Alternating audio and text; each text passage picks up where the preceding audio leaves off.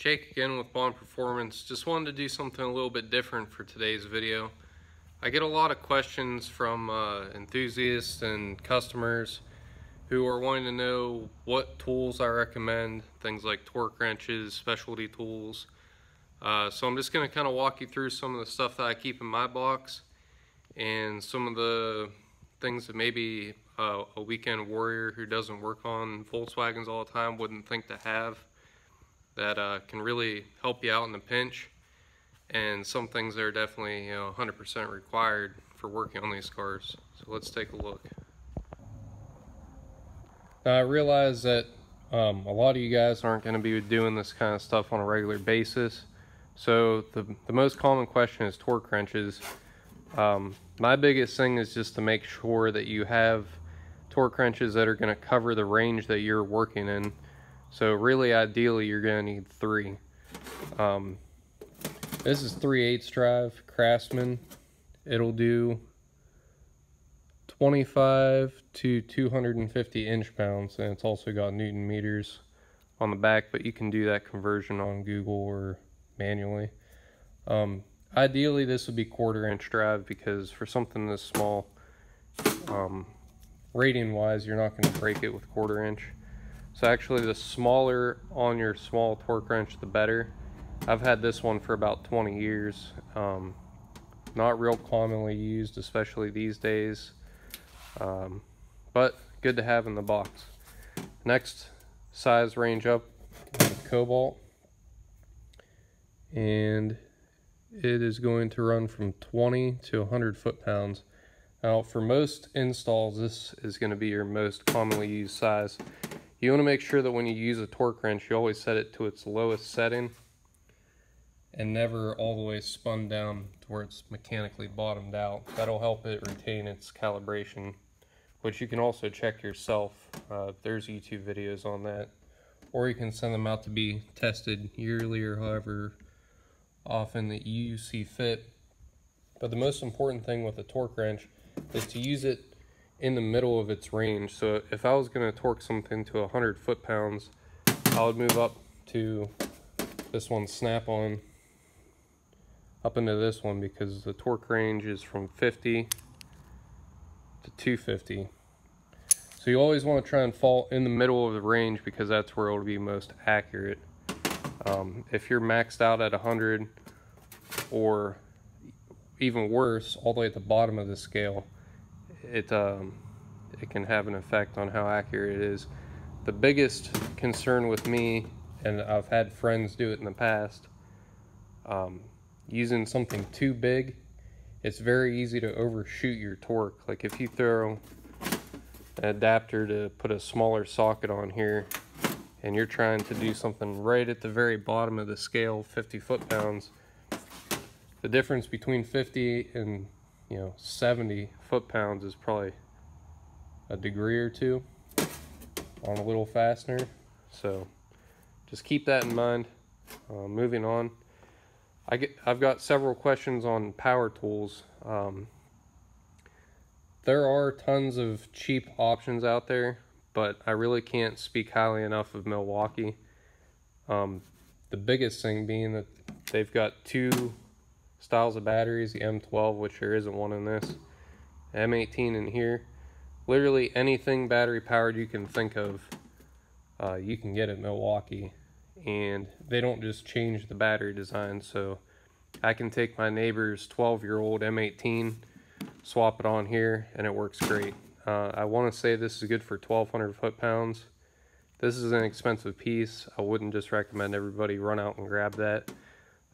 You're probably going to be able to do everything you want with this, and while these are Snap-on, they're Snap-on all over, this is actually Pittsburgh, so just Harbor Freight. I have completely annihilated these before, but the good news is they're like 20 bucks and they've got a warranty. So don't think you have to go out and spend big money on something like this to get a job done, but I would recommend spending a little bit more than you might originally think you're comfortable with on this.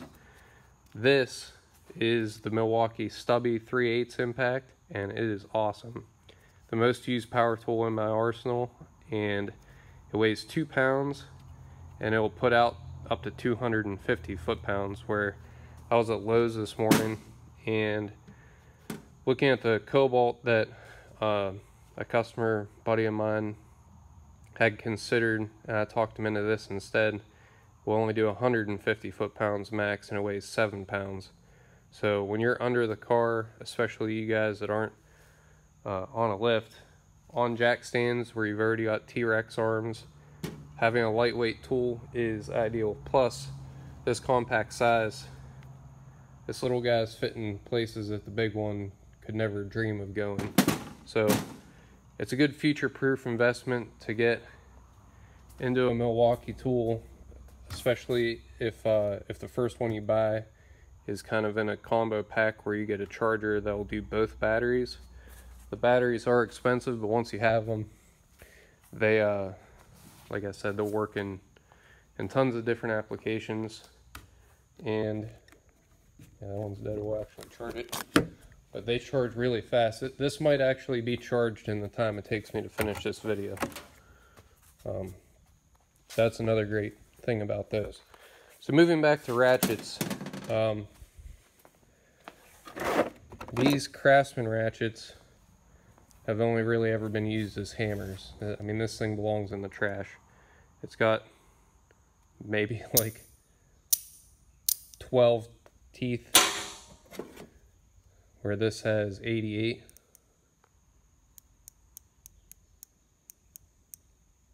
So if you value your time at all, I'd pick up at least a 1/4 inch drive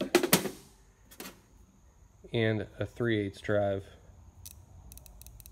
ratchet from a reputable, a real tool company, Mac, Snap-on, or even like the Pro line of tools from Craftsman, or Harbor Freight's got Icon. You want something with a higher tooth count. This is okay, but generally with something like a big breaker bar style ratchet, you're not in a tight spot. But for stuff like this, especially with the flex head, definitely worth its weight in gold.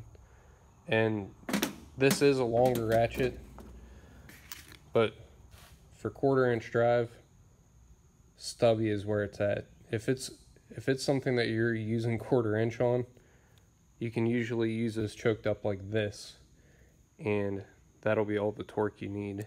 You don't need to get wild on stuff like that. So moving on, if you're using impact, you should be using impact sockets. I'm super guilty of using chrome, but you definitely want to keep especially your eyes in mind. I've seen chrome sockets come apart, and when they do, they usually don't just crack, they basically disintegrate.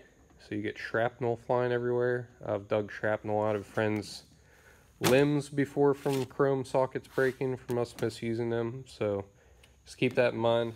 There really isn't a big price difference, and you can use impact sockets where you'd use chrome, but not necessarily the opposite direction. So these are actually cheap impact sockets from Harbor Freight. My Harbor Freight jack stands were traded in on these, and the rails that they are on are straight off Amazon, but they're made in America, and I'm super happy with that. So I'll be buying more of those. But I'm out of room in the boxes, so there's going to be a new toolbox coming at some point. I'm still debating on what I want to get, but I want a tool cart to wheel around out here on the floor with me and not be walking back and forth all the time. Now, it is nice I've got all this room here. I've probably got like 10 or 12 feet between the front of a Mark 7 and my box.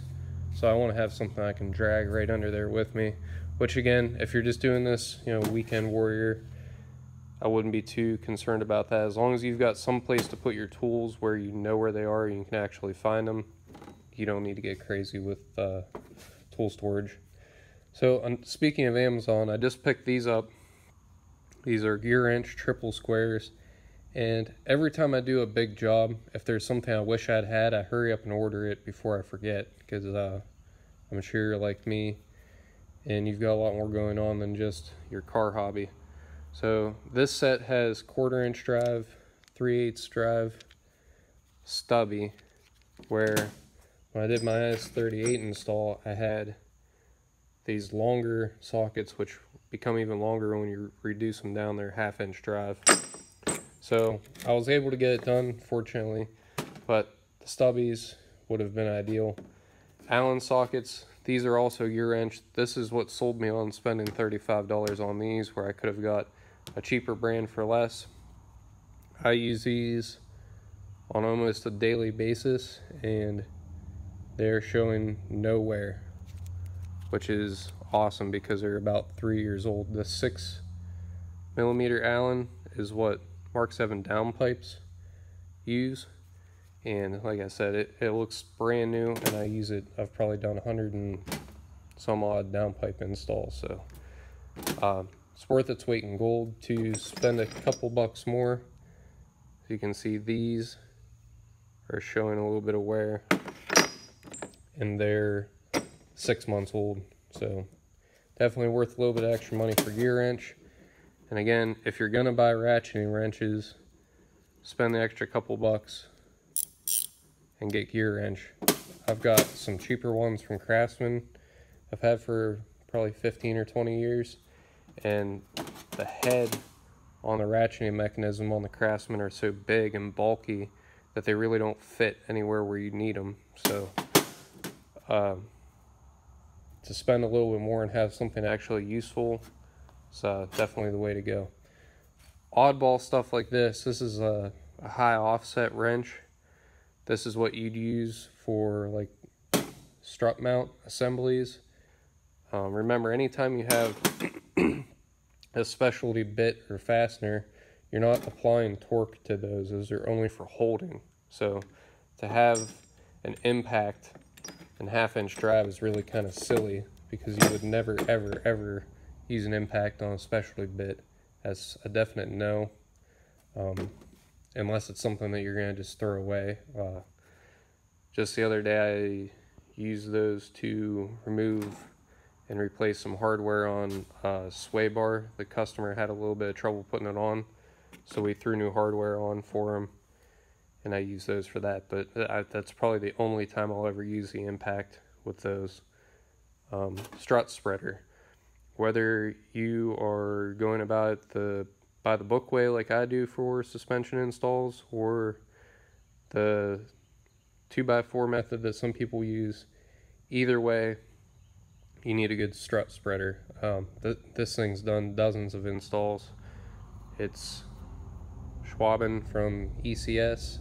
I'm sure there's other companies that make them, but you definitely want to have one of these in the box. You'll have a really hard time without it. Getting more in-depth with stuff that you probably don't need but is super nice to have. This is for the rubber isolators on the exhaust. The ones back at the suitcase muffler, if you've ever taken them apart, you'll agree with me, they suck. From a longevity standpoint, you'll never hurt them, but they are horrible to get off without the correct tool. I've had this thing forever too. This is for clamps. Volkswagen likes to use those specialty clamps everywhere. This locks into place so you can open them up, slide them back, and you can just set this wherever and have room to work and not worry about them shooting across the shop and hurting you. For torquing things like strut mounts, these are what's called a crow's foot, and turn 90 degrees to the tool like this. They have no effect on your torque. So if you have something sticking off the torque wrench in the fashion of a lever, it will affect the torque. But if you're at 90 degrees, it cancels out. So just keep that in mind if you're ever using anything like that. But I highly recommend that when you do suspension installs, you stay away from these and manually torque them properly. It'll save you a ton of headaches. So there's just a quick run through. I didn't want to get too long-winded on this, try and keep it relevant to what the Weekend Warrior would be doing. If you guys want me to do a follow-up and get more in depth, if I talk too much, let me know. Subscribe if you haven't. I'm up over a dozen subscribers a month on average. If we could like quadruple that, that'd be awesome. But I really appreciate it, guys. Like, comment below, and thanks for watching.